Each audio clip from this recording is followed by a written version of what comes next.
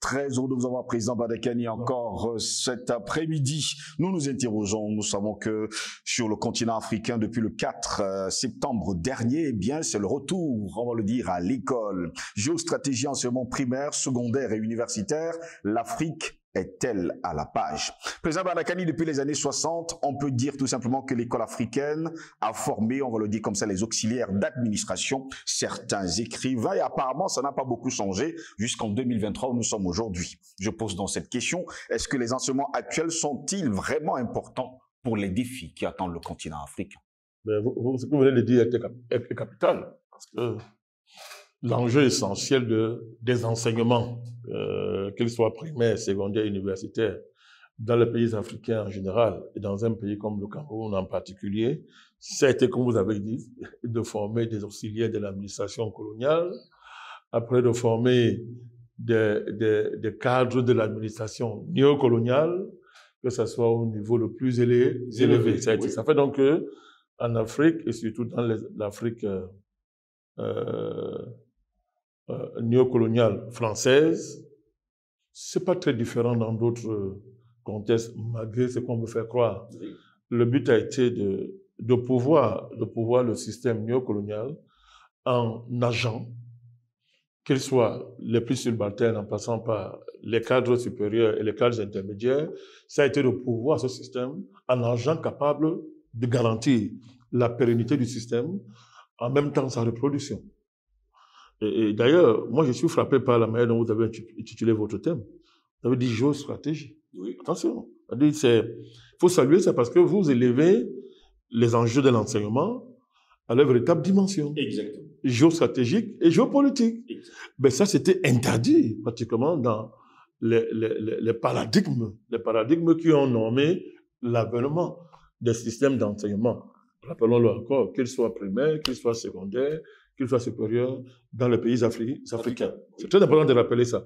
Ça fait donc que votre thème introduit nous impose une dynamique de rupture, une profonde inflexion dans l'idée que nous faisons jusqu'à présent de ce qu'on appelle les enseignements.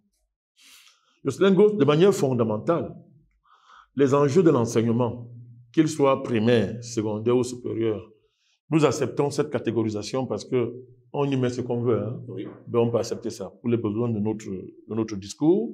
Acceptons ça. Les enjeux, depuis que le monde est monde, ça a toujours été de transmettre des connaissances accumulées. De transmettre des connaissances accumulées. De transmettre aussi des connaissances créées. Des connaissances créées. C'est-à-dire que vous accumulez des connaissances, mais vous devez aussi en créer. Quand vous créez de la connaissance, vous devez vous assurer de sa conservation, de leur rayonnement, de leur circulation dans un espace donné. Mais tout ça, c'est un but, hein, c'est un but. Tout ça, les connaissances ne sont pas une fin en soi. Les connaissances sont accumulées, sont créées, sont mises en circulation dans le but 1, Jocelyn Gosse, de transmettre ce qu'on appelle et d'organiser la continuité existentielle d'une société. Une société qui existe doit continuer à exister d'abord. Et de continuer à exister va transmettre sa mémoire historique aux générations nouvelles. On transmet de la culture, on transmet du patrimoine, on transmet de l'histoire. Jocelyn Gosse, on transmet une civilisation. La civilisation. Et quand on a fait ça, il y a aussi un autre enjeu, c'est la reproduction matérielle de la société. Oui. Si les gens ne vivent pas, c'est-à-dire ils peuvent pas se reproduire matériellement, l'idée de Karl Marx, c'était que se loger, se nourrir, se vêtir, oui. Les besoins fondamentaux, quand ils ne sont pas garantis par un système économique, un système productif, il n'y a pas de culture. Il n'y a même pas de spiritualité parce que tout ça est soutenu par ce qu'on appelle la base matérielle de la société. Donc, les enseignements doivent s'assurer que les connaissances qui circulent, qui sont transmises dans la société, permettent d'assurer la reproduction matérielle de cette société. L'autre enjeu, et je l'ai souligné dans votre introduction, Jocelyn Gosse, justement, c'est les enjeux géostratégiques et géopolitiques. C'est-à-dire la capacité de se projeter dans un environnement qui va au-delà de votre société, l'environnement le plus proche, vos frontières, mais aussi un environnement qu'on peut appeler international. Et là, l'enjeu géostratégique ici consiste à programmer et à penser la capacité à se défendre, à faire la guerre, à empêcher d'être vaincu par des peuples ennemis. Vous devez empêcher d'être vaincu par les peuples ennemis. Vous devez protéger vos ressources naturelles, afin qu'elles ne soient pas soumises aux humeurs des prédateurs, des voisins ou d'ennemis prédateurs. Vous devez anticiper sur toutes sortes de menaces liées non seulement à votre existence comme société, n'est-ce pas? Ces menaces peuvent être générées par la richesse de votre société, par les valeurs que vous incarnez. Vous devez donc anticiper sur toutes ces menaces-là. Tout ça, c'est la dimension géostratégique des enseignements. Et la dimension géopolitique. La dimension géopolitique qui consiste, une fois de plus, à anticiper sur votre avenir, à s'assurer que votre société avance, ne régresse pas, et comme j'ai dit, ne tombe pas, ne devienne pas, n'est-ce pas, l'esclave d'une autre société. Ça, ce sont les enjeux de la connaissance. Ce sont les enjeux des enseignements. Alors évidemment, il y a une division du travail. Quand on dit enseignement, l'enseignement préélémentaire, n'est-ce pas, accompagner les tout-petits, commencer à gérer les tout-petits, les mettre en communauté, s'assurer que les tout-petits assument toutes les fonctions motrices, n'est-ce pas, qui sont liées à leur âge. Vous avez les enseignements élémentaires qu'on va appeler primaires, en tout cas, n'est-ce pas, lire, écrire, calculer, etc. Vous avez l'enseignement secondaire, qui est l'enseignement qui suit l'enseignement primaire. Et il est divisé en plusieurs cycles, ça dépend des contextes, hein. Mais généralement, c'est 2 cycles, n'est-ce pas? Le premier cycle qui a peut-être 4 ans, ça dépend des contextes aussi où on se trouve, 6e, 5e, 4e, 3e, qui est sanctionné par un diplôme, ça dépend une fois plus de contextes où l'on se trouve. Et puis il y a le second cycle du secondaire, seconde, première, terminale. Mais tout ça, le second cycle, lui, on vous apprend plus, vous apprenez à raisonner, on vous a appris à écrire, à lire, à calculer, mais là, vous apprenez à raisonner, à vous projeter. Mais en plus, il y a un élargissement, n'est-ce pas, des connaissances qui préparent votre insertion professionnelle, qui vous prépare à aller à l'enseignement supérieur, par exemple. N'est-ce pas, on vous familiarise déjà avec le milieu professionnel, avec votre environnement que vous devez comprendre, vous devez maîtriser. Vous approfondissez les calculs, vous ne le lisez pas seulement, vous pouvez faire de la dissertation, vous pouvez analyser un test, vous pouvez philosopher, tout ça est compte. On vous prépare. Et enfin, il y a l'enseignement supérieur qui se fait dans le cadre des universités ou dans les milieux anglo-saxons, il y a des collèges anglo-saxons, vous avez des instituts, n'est-ce pas, supérieurs, etc. Et là, c'est l'enseignement supérieur. La recherche, par exemple, n'est-ce pas, la recherche, vous-même là-bas, vous êtes de plus en plus acteur de champs de connaissances que vous voulez acquérir et vous produisez des connaissances nouvelles, Jocelyne Gosse, sous l'encadrement, n'est-ce pas, d'un système pédagogique qui s'assure que cet enseignement-là, ces connaissances sont bien assimilées, sont maîtrisées, obéissent à un ensemble de canons qui permettent à ce que ce qu'on appelle l'enseignement supérieur ne soit pas un mot. Vous comprenez cette affaire? Alors, ça produit des docteurs, des agrégés, des PhD. Comme je dis, ça dépend des contextes. Oui. Alors, donc, vous voyez, quand on a dit ça, Jocelyne Gosse, nous avons posé la base. Est-ce que les pays africains sont prêts? Sont-ils à la page? C'est évident. Ils ne sont pas à la page. Ils ne sont pas à la page. Et tout l'enjeu des batailles que nous menons aujourd'hui, des batailles de souveraineté, n'est-ce pas? C'est justement d'être à la page. Parce que si nous ratons le combat pour la souveraineté dans la capacité à éduquer nos populations, à définir des connaissances, à les concevoir et à les transmettre, dans l'optique d'une véritable souveraineté assumée, tous les combats qu'on mène largement ne serviront à rien. Les enjeux panafricanistes que nous portons n'ont de sens que si nous définissons et formalisons ce que nous appelons le panafricanisme éducatif, de l'éducation. Le panafricanisme de la transmission, de la conception, de la systématisation des connaissances dans les pays africains. C'est très important. Tout à l'heure, je vous ai parlé que l'essentiel de l'enseignement colonial, c'est de ôter la dimension géostratégique et la dimension géopolitique lié à ce qu'on appelle la transmission de connaissances. Deuxième caractère de l'enseignement colonial et néocolonial, c'est que l'essentiel de l'enseignement est copier-coller des volontés des métropoles. C'est-à-dire que le système d'enseignement, qu'il soit primaire, secondaire ou supérieur ou élémentaire, est une commande, est une commande d'une division internationale du travail qui ne vient pas de nous, qui est contraire à nos intérêts et qui fait de nous, de nos sociétés, un rouage d'un système qui, à la fin, va nous exterminer. Je voudrais vous rappeler que le projet d'une Afrique sans les Africains a été mûrement pensé, systématisé, dans les lieux secrets, oui, qui réunissent les ennemis du continent africain. Et les décisions qui sont prises dans ces lieux secrets se transmettent dans le secret. Ce sont les initiés qui y ont part. Et l'enjeu, c'est une Afrique sans les Africains. Il faut donc comprendre que nous sommes en guerre, dans une guerre terrible, où l'enjeu, c'est notre suivi, c'est notre résistance. Or, je répète, les systèmes d'enseignement africains, dans toutes leurs étapes, dans toute leur diversité, n'ont pas été conçus pour justement affronter de tels défis, les défis de l'indépendance, les défis de la souveraineté, les défis de la capacité de l'Afrique à affronter de manière avantageuse le monde tel qu'il est aujourd'hui. Non. Or, ce monde-là, pour se maintenir, a parié sur la disparition de l'Afrique. Vous avez un système d'enseignement qui ne s'occupe pas des questions géostratégiques, des questions géopolitiques. Vous avez un système d'enseignement dont le but est de former des cadres, justement, dont l'évaluation en termes de valeur est définie par l'étranger. Et c'est l'étranger qui dit que non, votre système d'enseignement est bon. Votre université, ça a telle note. Vos diplômes valent ceci. Nous devons les valider encore. Quand bien même le cycle a été consommé chez vous, quand vous venez chez nous, on doit les valider encore. On va vous soumettre à des classes préparatoires.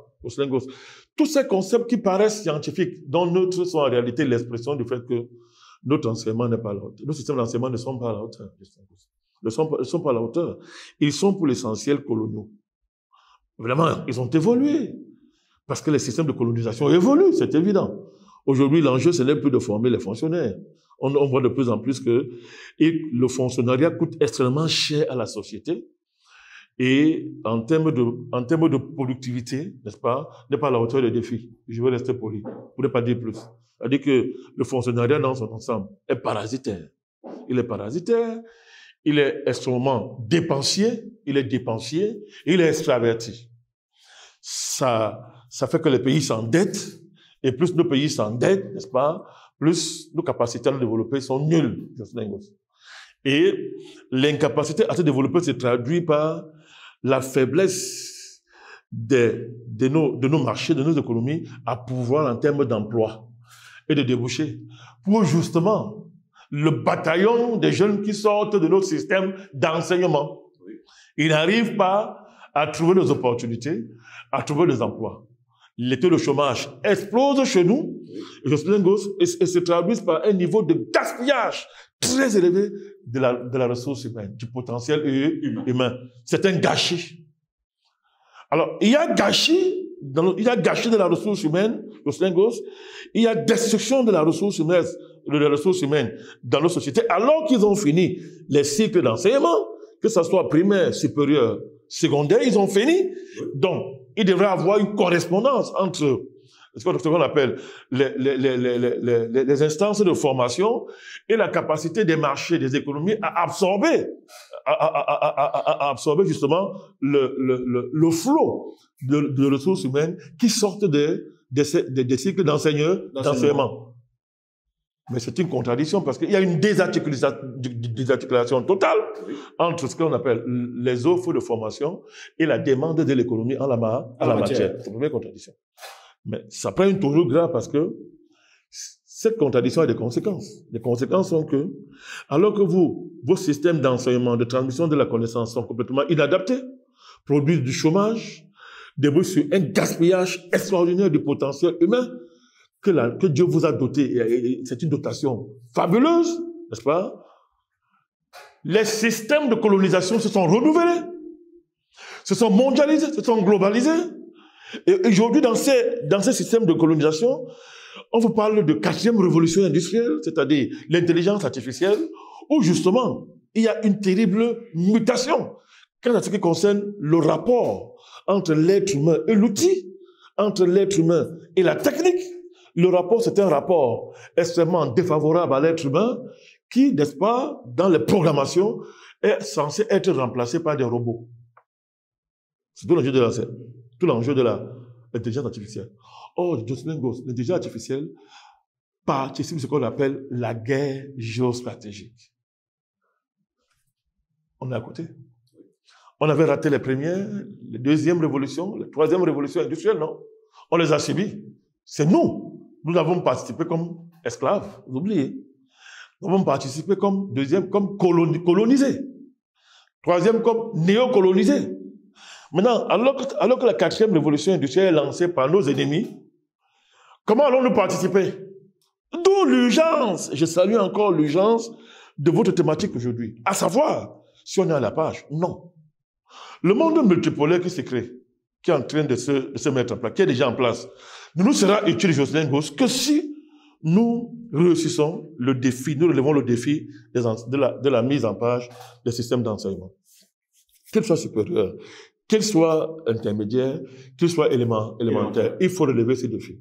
Or, le relèvement de ces défis passe par une décolonisation totale et radicale de nos univers, de nos pays, de nos sociétés. Donc, l'enjeu, il est là. Quel type d'homme voulons-nous produire aujourd'hui? D'abord, quels enseignements transmettons-nous? La mathématique au Goss, la chimie, la biologie, les enjeux liés à l'industrialisation, avec leurs métiers fondamentaux, les métiers fondamentaux de l'industrialisation, la métallurgie, par exemple. La métallurgie, les questions liées à la transformation du fer, la transformation des mines. À quel niveau on est à ce niveau-là? Regardez aujourd'hui nos sociétés. Quel est l'état de nos chantiers navals, par exemple? Par exemple, la chaudronnerie. Des métiers comme ça. À quel niveau un peu nos structures scolaires, nos structures du primaire jusqu'à l'enseignement supérieur, à quel niveau ces structures-là, ces systèmes prennent en charge ces métiers qui sont essentiels pour élever le défi de l'industrialisation.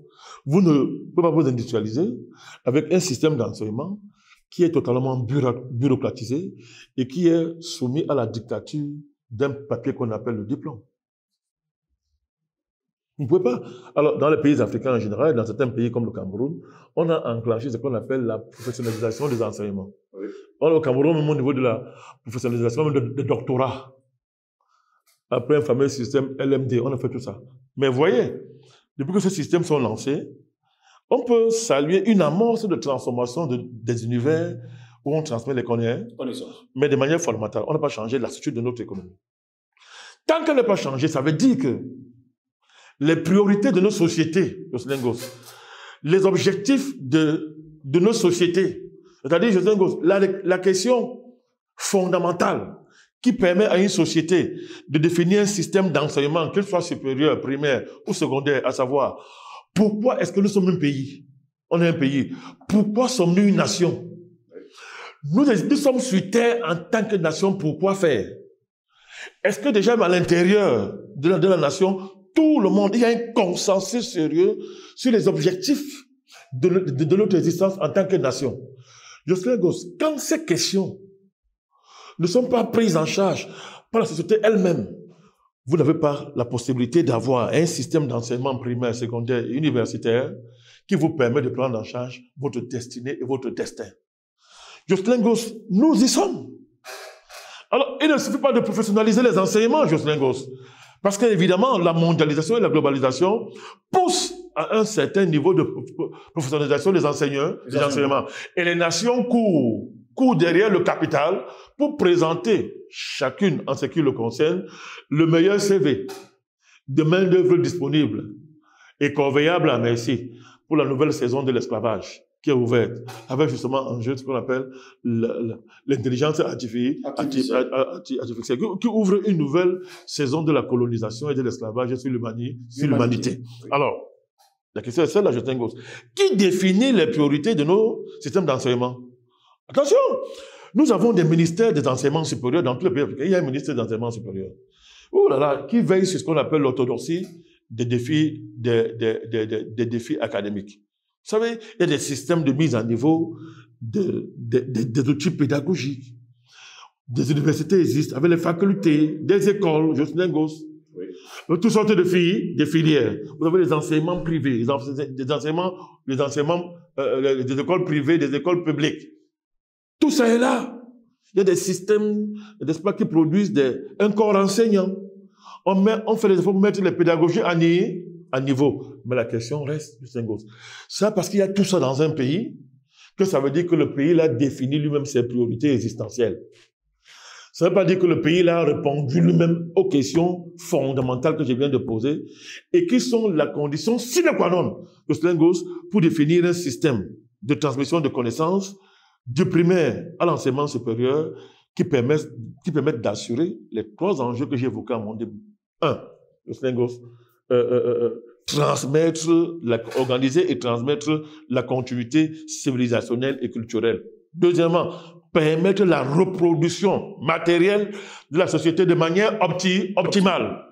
3e enjeu, garantir sa sécurité dans un contexte international. C'est la dimension géostratégique et géopolitique des systèmes d'enseignement. Alors, je dis donc que les systèmes coloniaux, dans leur développement, jusqu'à la colonisation mondialisée et globalisée, permettent aux sociétés écrasées et dominées, je répète, d'avoir des universités, d'avoir des instituts supérieurs d'enseignement, d'avoir les systèmes scolaires au niveau secondaire et primaire, d'avoir tout ça. Parce que c'est la condition élémentaire pour que vous puissiez remplir la demande qui vous est formulée par les puissances qui dominent la globalisation et la mondialisation. Je suis en train de vouloir vous dire que la globalisation de l'économie, avec l'émergence des multinationales, des transnationales, et leur capacité de projection et de déploiement, exige, n'est-ce pas, à ce même système, de s'assurer que dans tous les pays du monde, il y a un système minimum de transmission de connaissances qui permet l'émergence des cadres supérieurs, des cadres intermédiaires. Que ce soit sur le plan technique, que ce soit sur le plan généraux, c'est ce que je suis en train de dire. Mais ça ne fait pas le développement, Justin Gos. Ça ne répond pas à la question. Si nous ne voulons plus être des esclaves, si nous ne voulons plus être des accompagnateurs de ces évolutions capitalistes et capitalistiques sur lesquelles nous n'avons aucun contrôle et qui désormais, c'est assuré et démontré, menacent notre existence et notre pérennité en tant qu'être humain, si nous voulons être à la page, la grande révolution qui s'impose à nous, c'est la révolution de nos systèmes d'enseignement. D'où l'actualité de votre thème. Et on ne va pas réussir ce pari, si on n'intègre pas, n'est-ce pas, les enjeux liés au paradigme géostratégique, au paradigme géopolitique. J'ai indiqué sa teneur. Ça signifie que vous devez produire des cadres qui sont autonomes sur le plan intellectuel, qui sont hyper autonomes, si je veux utiliser un mot consacré, hyper compétitifs sur le plan intellectuel, sur le plan de la production d'une pensée géopolitique, d'une pensée géostratégique. Je veux dire quoi? Aujourd'hui, la guerre aujourd'hui, elle est même plus économique que militaire. Oui. Les gens ne savent pas qu'aujourd'hui, l'économie capitaliste, dans sa forme actuelle, procède par la guerre économique. Ça veut dire que des prédateurs très puissants, organisés en système financier et en système de monopole, c'est-à-dire de puissantes entreprises transnationales et multinationales, pour qu'elles survivent, Justin Gos, doivent coloniser les ressources des nations, doivent réduire les nations à être autre chose que des puissances politiques, capables d'avoir des projets qui soient à mesure de s'émanciper du carcan international mis en place par les puissances que je viens d'évoquer. Je voulais vous rappeler une dimension, ce que je suis en train de dire. Les meilleurs systèmes d'enseignement supérieur tels que nous admettons, je dis bien, tels que nous admettons aujourd'hui, et vous c'était Harvard, par exemple, tous les Massachusetts Institute of Technology, toutes les grandes universités américaines, que vous acceptez comme étant les meilleurs du monde. Savez-vous qui sont derrière ces institutions? Moi, je vais vous dire, ce sont les puissances financières, ce sont les puissances économiques mondiales qui sont derrière.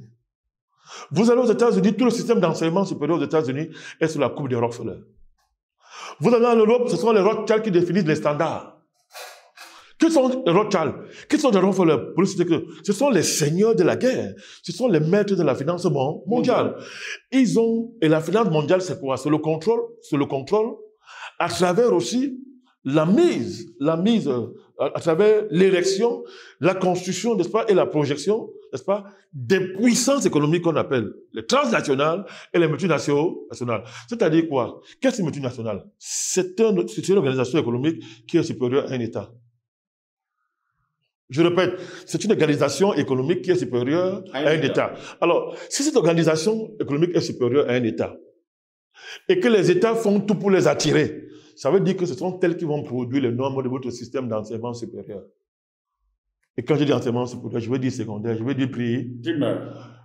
Il est démontré, Jocelyn Gosse, que les intérêts des multinationales et ceux des nations sont antinomiques, antagonistes, violemment antagonistes. Si un État refuse donc de réfléchir à l'enjeu de son système scolaire, de son système d'enseignement, de son système de construction, de production, de distribution et de circulation de la connaissance. Si un État renonce à la bataille de l'hégémonie intellectuelle, ou bien de la bataille de la compétitivité intellectuelle et philosophique, si vous voulez, s'il renonce à ça, qu'est-ce que cet État deviendra par rapport aux multinationales? Allez savoir. Il deviendra un relais.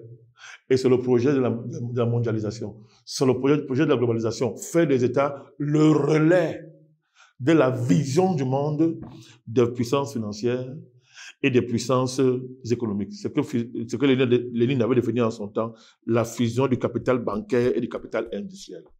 Quand cette fusion est réalisée, elle est réalisée, c'est ça la globalisation, ça devient une hyper-puissance jamais vue dans l'histoire, qui veut dominer tout. C'est-à-dire, qui va domestiquer, esclavagiser, bref, qui va réduire des nations, les États, les sociétés, les cultures, tout ce qui existe auparavant, va les transformer pour les soumettre à leurs objectifs et à leurs projets.